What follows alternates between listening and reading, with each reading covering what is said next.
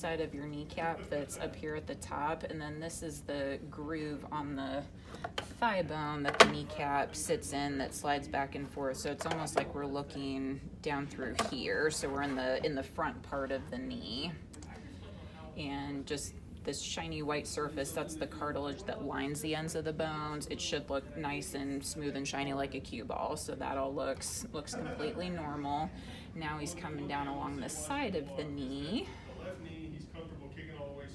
And that is one big meniscus tear sitting in the back of your knee. So the camera is basically shooting right back here, so where all of these pen marks are on the meniscus, that's where the meniscus is likely to tear, and that's exactly where we're looking at. So that's a pretty sizable meniscus tear.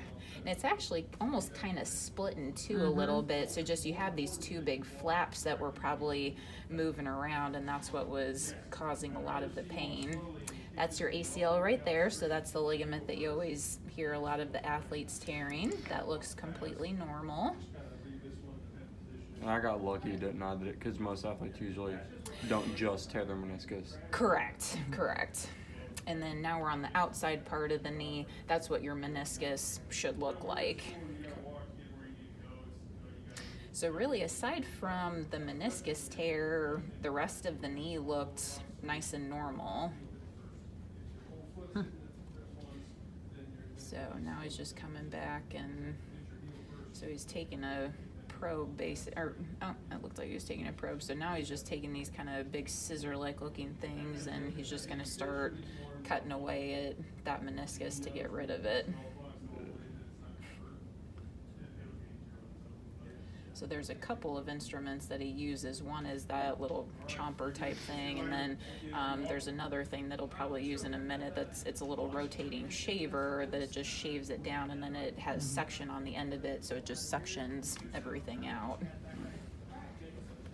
So that's what he's using right here. That's crazy. Because once you take out part of the meniscus, you want to make sure that you create a nice smooth, stable rim on the inside, because you don't want that meniscus to potentially re-tear again.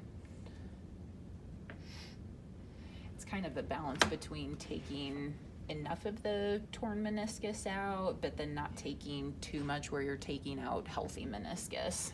You want to try to leave as much of it in there as you can.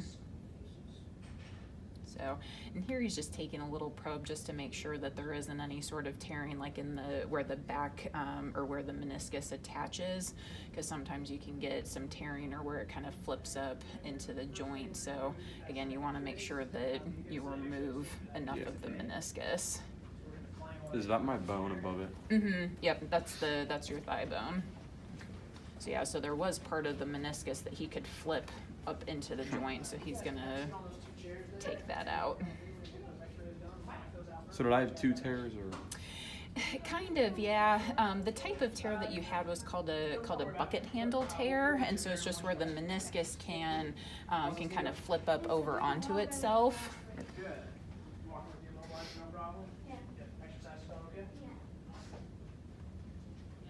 And so all of this stuff is going to get suctioned out.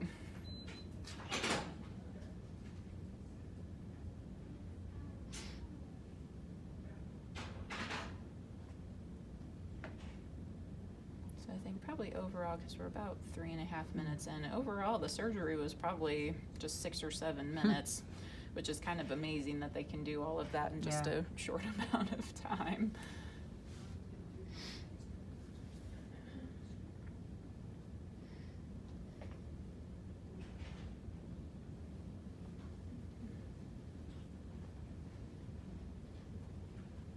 So it's just gonna trim a little bit more up, and do you know how much you took out?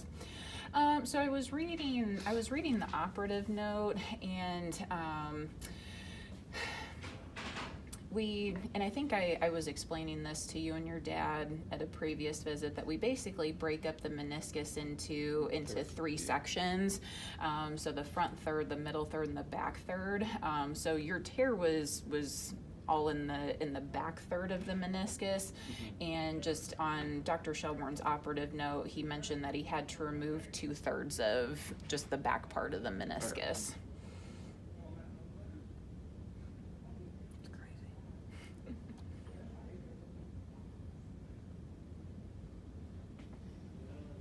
So yeah, pretty cool.